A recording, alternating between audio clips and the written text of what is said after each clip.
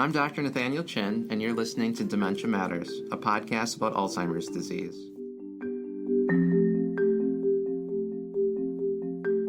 Dementia Matters is a production of the Wisconsin Alzheimer's Disease Research Center. Our goal is to educate listeners on the latest news in Alzheimer's disease research and caregiver strategies. Thanks for joining us.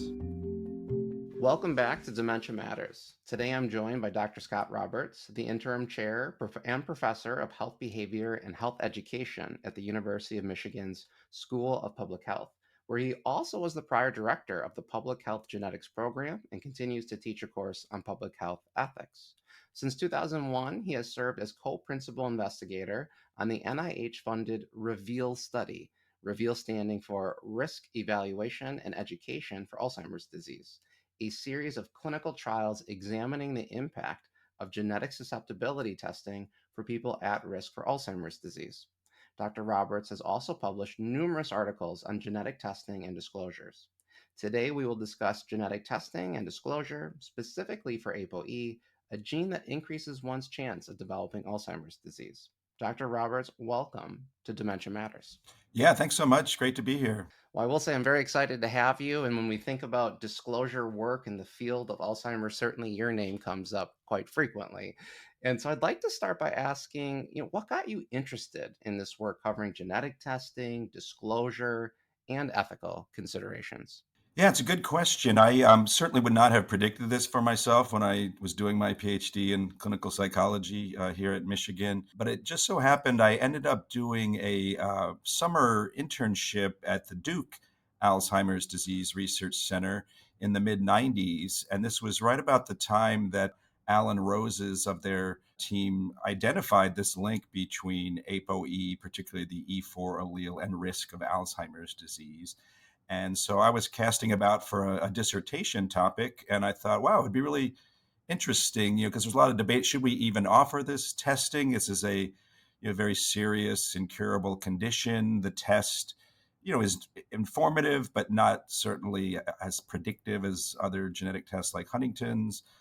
So should we even be doing this in the first place? And so, when I was a graduate student, I was thinking, wow, it'd be really interesting to get the perspective of those with a family history of Alzheimer's to see what do they think about this, rather than just letting us experts decide, what's appropriate or not. And so I ended up doing my dissertation work surveying first-degree relatives of people with Alzheimer's, trying to give them some education about what APOE testing was about, and then appraising their sense of, what are the pros and cons of this? Would they be interested? What do they see as the risks and benefits?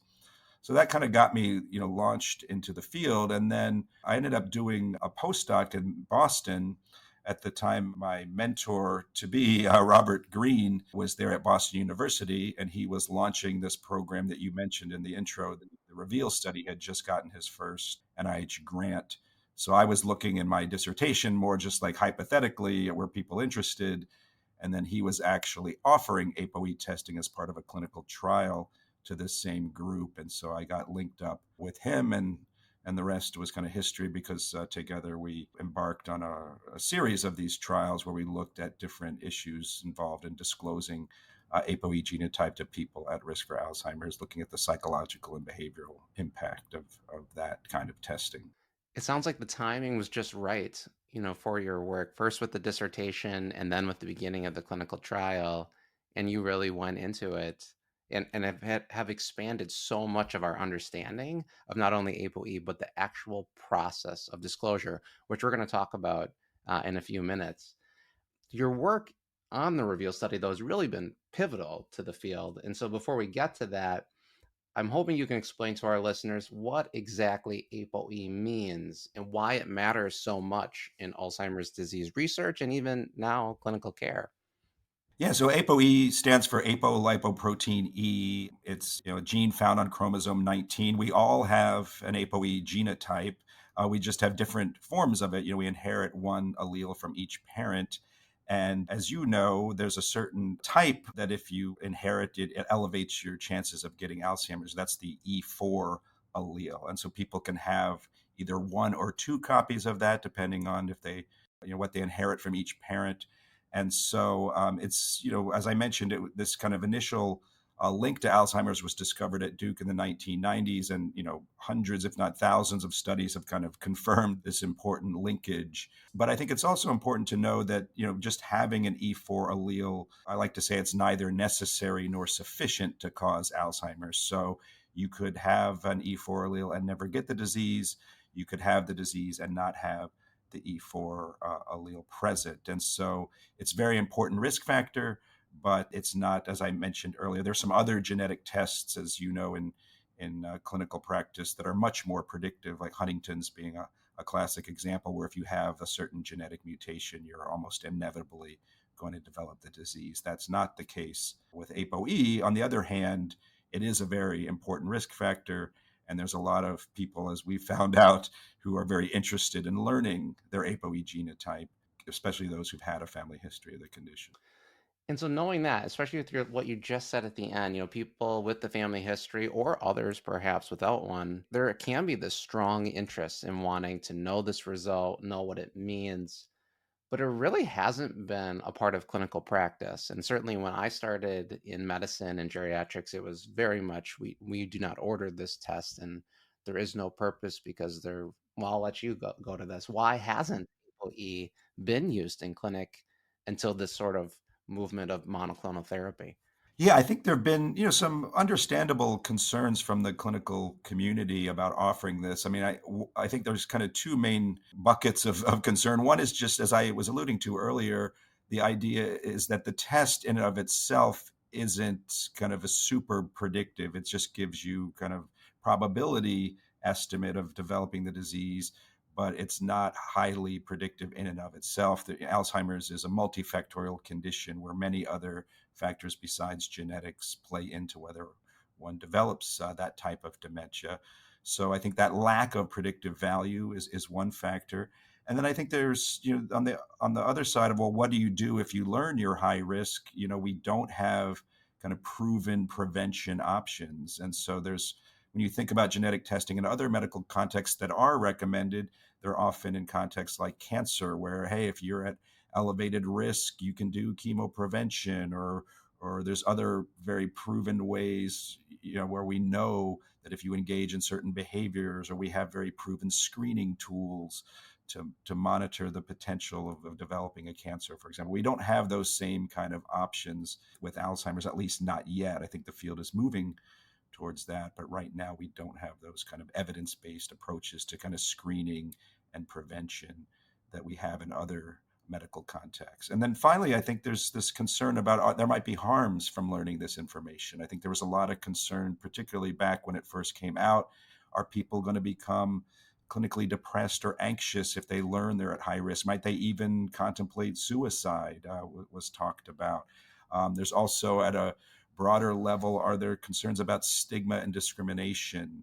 Might people be looked at differently by friends and family, or could even insurance companies or employers, if they knew their genetic status, discriminate against them? So I think this combination of those limitations that I've mentioned made, I think, experts really say, let's err on the side of caution here, and let's not really offer this because of these concerns about the risk benefit ratio not being favorable. And looking at that risk side of this, is disclosing ApoE results, or is it safe to do this? And this is certainly one part of your research. And what is it that you have found? Yeah, so I guess the short answer is we found that generally, yes, it is safe to disclose this information, but that comes with some caveats. I think, our studies, we've tended to involve genetic counselors in delivering the information, who are expert in both genetics and in kind of interpersonal risk communication. And so they tend to be kind of experts in their field, and so are very skilled in delivering this information. Also, the people we've recruited for our studies are certainly not fully representative of the broad US population. They've tended to be, more highly educated overall. There are people who are coming forward for this information, as volunteers. They're interested in it. So I think you have to take some of our findings with a grain of salt, given that as well. But we've done this across many different trials, different ways of looking at this. And one constant finding has been that although sometimes people do react with some initial distress, that in general, it does not really translate into some of those more severe concerns people were talking about in terms of this information causing people to have psychiatric symptoms that are debilitating and prolonged over time. Sometimes people do maybe have some initial distressing reactions, but they tend on average to revert back to their baseline after a few weeks. And we've also found, I think there was a lot of concern, are people going to misunderstand this information? There's this concept of genetic determinism or genetic exceptionalism, where people, just because something's labeled genetic, they tend to think maybe it's more predictive than it actually is. But we've been able to educate folks so that they know that an E4 result, for example, doesn't mean that they're destined to develop the disease. So I think the good news has been, from a safety perspective, at least in terms of psychological safety, and from an understanding perspective, we found that most of our participants have tended to fare well, even if they get bad news from the genetic test result. And I think one of the most important things for our listeners to know is that a lot of thoughtful planning and time went into the education of the participants and the process when sharing this information.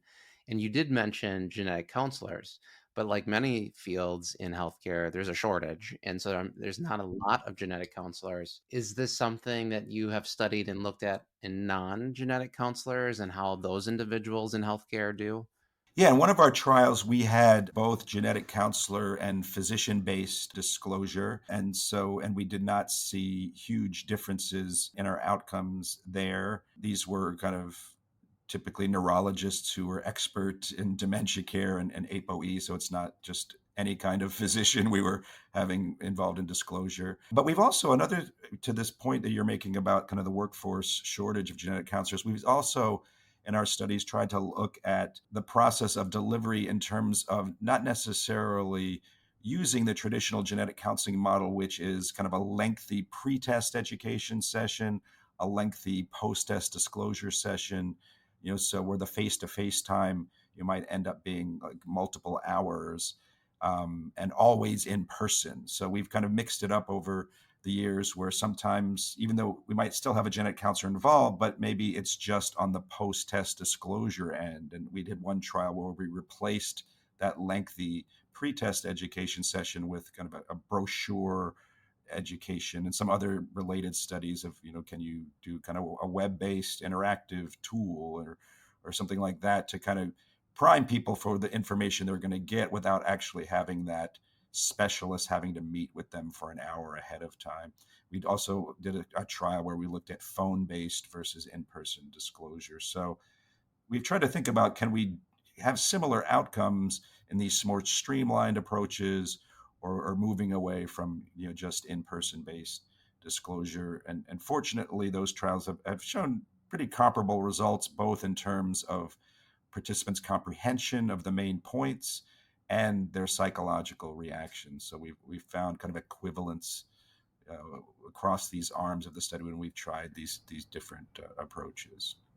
And of course, as a clinician, I appreciate you really addressing these perceived barriers from the research world where everything is very controlled, there's a lot of time, to the clinical world where we don't have that type of system.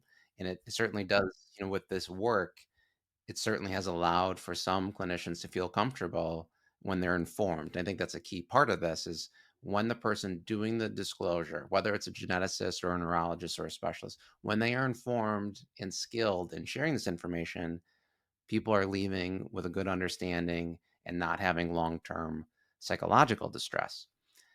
I say that because my next question for you is, without using any specific names of direct to consumer tests, what do you think of people in the community learning their ApoE genotype from these private direct to consumer tests? Yeah, I have mixed reactions. In some ways, there are some, I think, understandable concerns that, particularly because some of these services, people might be blindsided by an ApoE result, because sometimes they're offered as like a package of, oh, learn about your ancestry, learn about, some traits you might have, and then by the way, learn about your cancer and Alzheimer's risk as well. So I think, to my mind, the risks of psychological harm might be greater if someone is kind of more just stumbling into that without really having thought through this decision of APOE test information. But that being said, I do think some of these companies do a pretty good job of providing, some background education information, online. And I think, one of the companies was able to get FDA approval for offering APOE testing. And before FDA would grant that approval, they wanted to know, did the company have what we call analytic validity of its genetic testing? Are they accurately calling APOE genotype from the samples they're getting? And so the company had to demonstrate that, yeah, when they report out an APOE result, that's the true genotype of the person.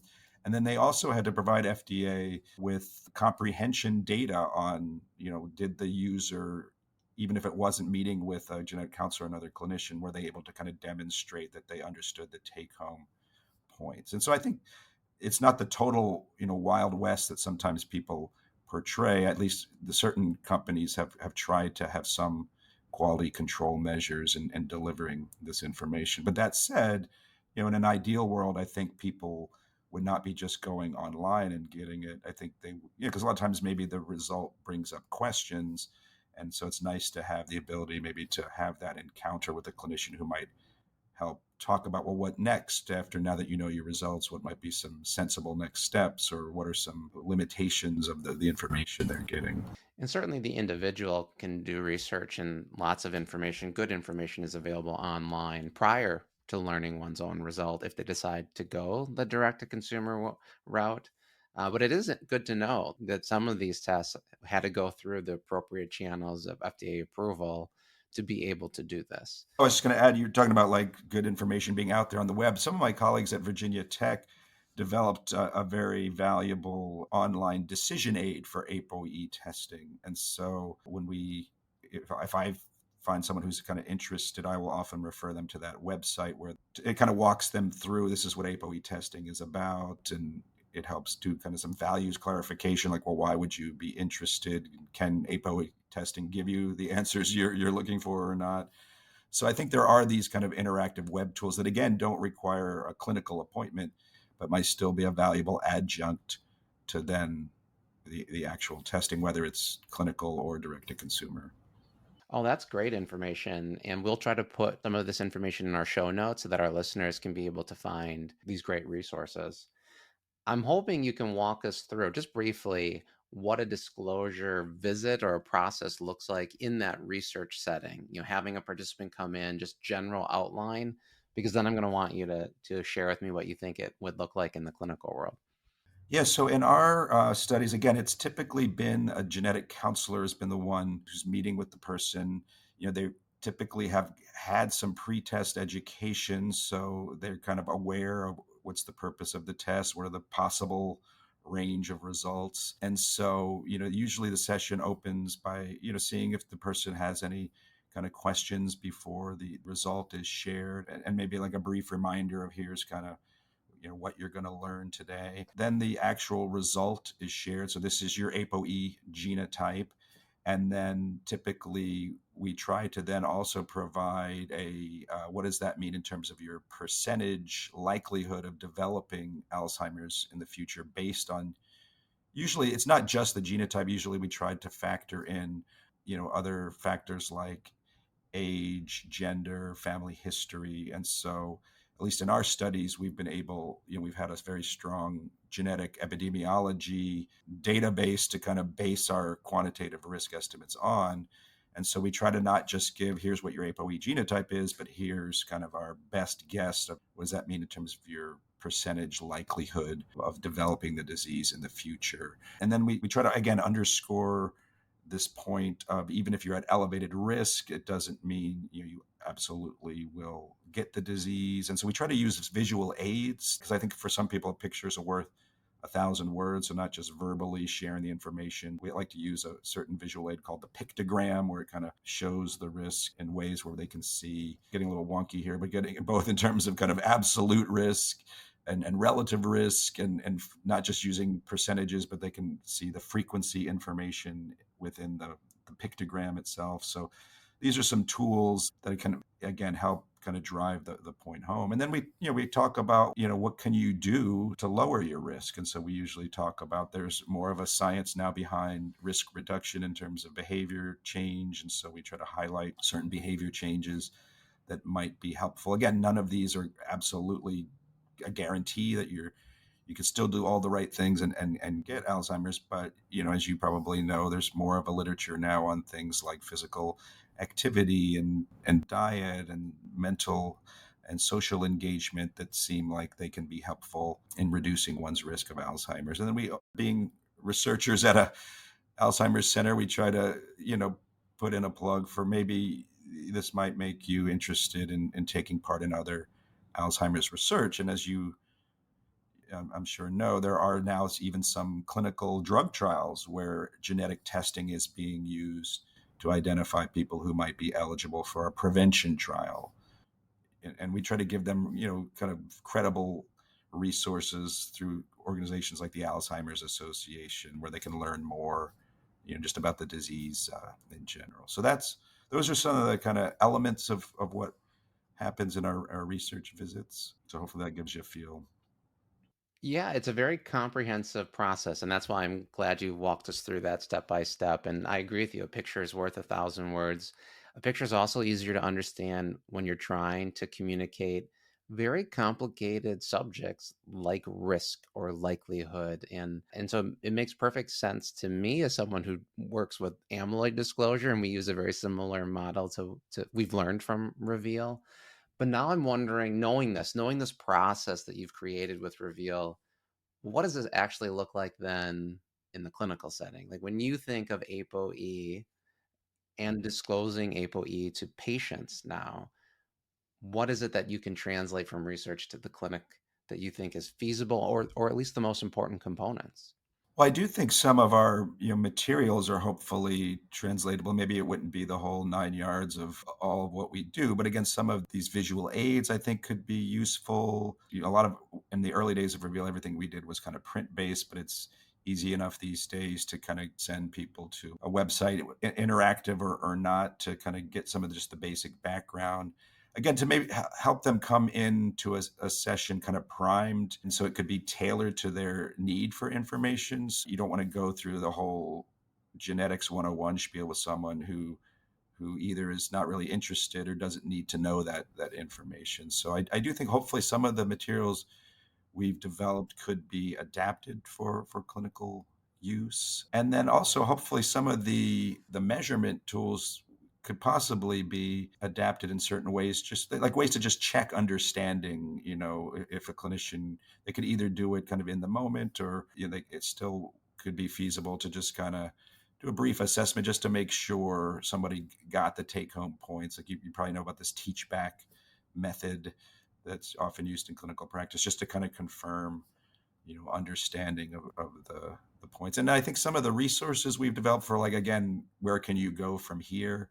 We've kind of vetted some organizations that I think have developed some quality tools, so that people, it's not like, all right, well, good luck with that information, but then they have some follow-up steps to take. So I think hopefully some of what we do could translate to a clinical setting relatively painlessly. Yeah, clinics are not starting from scratch. There's a lot of great work from research that they can start incorporating, but it is slightly different. In the Reveal study and the work you've done, these are individuals who you're talking to about at risk for Alzheimer's disease, and then talking about lifestyle strategies, enrollment in clinical trials, with monoclonal therapies being infused, being used in some clinics across the country.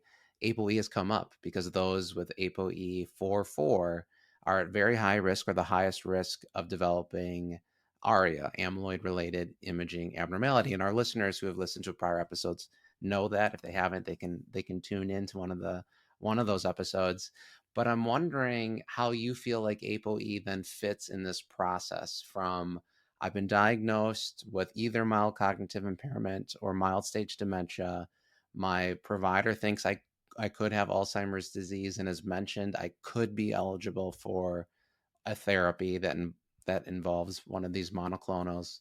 Where do you see ApoE being a part of that, and how is that different than what the Reveal study was looking at? Yeah, well, I certainly think it should be a part of it because my understanding is the appropriate use recommendations for these new therapies you're talking about do recommend routine APOE testing prior to decisions being made because of the point you made earlier that people with certain APOE genotypes might be at elevated risk for some notable side effects. So therefore, that information might help influence the decision. Do I even want to do this in the first place? And if I do, how frequently should I be monitored for these potential side effects? I think it is different though for a variety of reasons. I mean, we did one trial with people with mild cognitive impairment, but most of the time we were enrolling people kind of middle age to older age who were cognitively intact. And so this idea of maybe trying to think about disclosure more often being a dyadic process, so not just the person with Alzheimer's, but hopefully a caregiver as well being involved. And sometimes that did happen in Reveal, but it wasn't routine. And so, kind of trying to think through, well, how might the patient's cognitive impairment needed to be addressed in the context of disclosure? I mean, we're already talking about pretty complicated jargon, complicated statistics, and so it's even more complicated when someone has a dementia. And so maybe having again in this idea of like tailoring the disclosure, I think those issues would have to be thought through carefully. And again, the end result is really in our studies, it was the kind of take home message was what is your likelihood of one day developing Alzheimer's? And here you're talking about someone already has the disease, and it's more what does this genetic testing mean in terms of your decision whether or not to go on this new therapy? So I think there's a different kind of take home message. But some of the principles might be same. Again, you're still talking about trying to explain, what are the different APOE genotypes and what are their implications. Another thing that we didn't talk about earlier that I think is also relevant in both cases, though, is what do these results mean for family members? Because you mentioned the possibility of the 4-4 genotype. In that case, that patient's any adult child they have is also an E4 carrier, just by definition of how inheritance works for this gene. And so that might be information that maybe the adult child is there in the room. Maybe they're the primary caregiver who's joining the patient for the encounter, and the result might then have immediate implications. And so they should hopefully be aware of that, and maybe have thought through how would they feel if they learned that they were an E4 carrier by virtue of their parent getting this result. And I think some of the implications for that adult child might be one thing we didn't really talk about yet is this idea of one finding from Reveal was that people who learned they were at elevated risk were more likely to purchase long-term care insurance in response. And so I think making people aware of these genetic discrimination issues. I think there is this federal law called GINA that stands for the Genetic Information Non-Discrimination Act that protects against health insurers and employers using genetic information against people, but long-term care insurance is not a domain that GINA covers. And so that's not to say that long-term care insurers are actively discriminating against people who have an E4, but I think people should be aware of what are their legal protections in this space, and what sometimes state laws go beyond what that federal law does. And so I think, again, disclosure ideally might involve a little bit of education,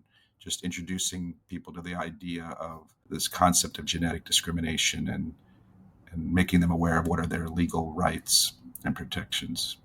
I'm just kind of curious if I can ask you a question. I mean, what's your sense of how, with these new therapies where APOE testing is being recommended, what has been the approach of dementia care specialists? Is your sense that a lot of them are taking on APOE disclosure themselves? Are they trying to refer out? Where do things stand in your experience, either at Wisconsin or beyond? I think it's certainly regional depending on what resources a person has. And so like you said, I think the confidence of the provider is paramount. If you are not experienced or comfortable talking about risk and genotypes, then I think that they're going to try to reach out to a genetic counselor if they can. Unfortunately, I think it's hard to find a genetic counselor for what I imagine is going to be this huge wave of people who want to learn this because they are interested in potentially being on new therapies. And so then it's a matter of educating and training healthcare providers of all levels to be able to have these really intimate and personal conversations with patients and families, because you're right, multiple people are usually in the room. And so then it speaks to, well, how do you build that into a clinic and how do you have the time for that? And all of this, though, is under the premise right now of therapy. Most people are not coming to a clinic to simply just learn their APOE. They're being told, I have MCI, I have mild stage dementia. And then this is a part of the evaluation process for one of those drugs. It changes the way we talk about APOE because it's no longer about the risk of Alzheimer's. It's about the risk of ARIA, and we already have suspected Alzheimer's. And so it just takes so much time. So I certainly do not think many providers feel comfortable yet, which is why I'm hoping this episode can be helpful in letting people know the process and certainly resources, because they certainly could get to that point. It's just not happening a lot, I think, regardless, because I don't think a lot of people are on the therapy. Yeah, makes sense. Well, Dr. Roberts, I want to end by asking more of a broad question of how do you feel disclosure of APOE in research has or will influence what we do in clinic, and certainly what the next steps in research on just disclosure in general? Where do you see reveal impacting the field still in Alzheimer's disease and then in clinic?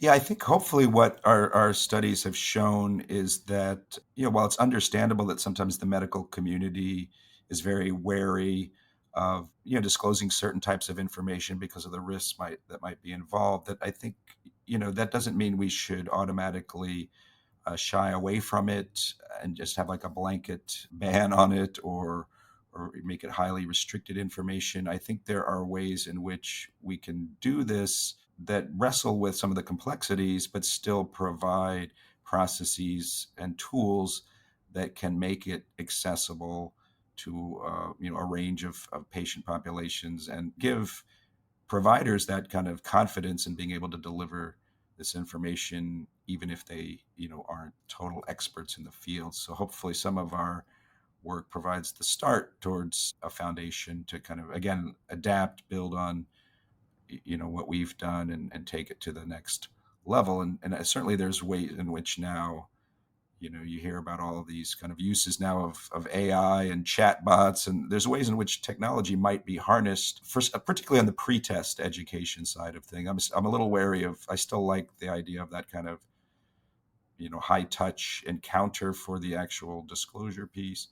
But in terms of broader pre-test education, I think there's a lot of ways in which we can reduce the burden of genetic counselors and other clinicians through thinking about these more innovative ways of educating both patients and providers. Well, that's a pretty exciting answer, too. I appreciate you bringing in AI technology since that is everywhere. For our listeners, we are both real. This is not created by AI. Our voices are our own voices. But I really want to thank you, Dr. Roberts, for coming on the show and for explaining APOE and the work that has led to this point where we are now, for some clinics, sharing APOE genotype to our patients.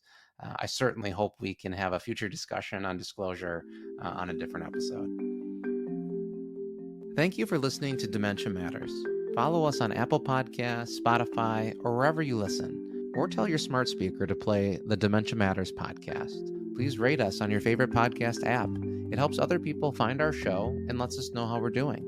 If you enjoy our show and want to support our work, consider making a gift to the Dementia Matters Fund through the UW Initiative to End Alzheimer's. All donations go toward outreach and production. Donate at the link in the description. Dementia Matters is brought to you by the Wisconsin Alzheimer's Disease Research Center at the University of Wisconsin-Madison. It receives funding from private, university, state, and national sources, including a grant from the National Institutes on Aging for Alzheimer's Disease Research. This episode of Dementia Matters was produced by Amy Lambright Murphy and Kaylin Rauerdink and edited by Eli Gadbury. Our musical jingle is Cases to Rest by Blue Dot Sessions. To learn more about the Wisconsin Alzheimer's Disease Research Center, check out our website at adrc.wisc.edu. That's adrc.wisc.edu. And follow us on Facebook and Twitter. If you have any questions or comments, email us at dementiamatters@medicine.wisc.edu. Thanks for listening.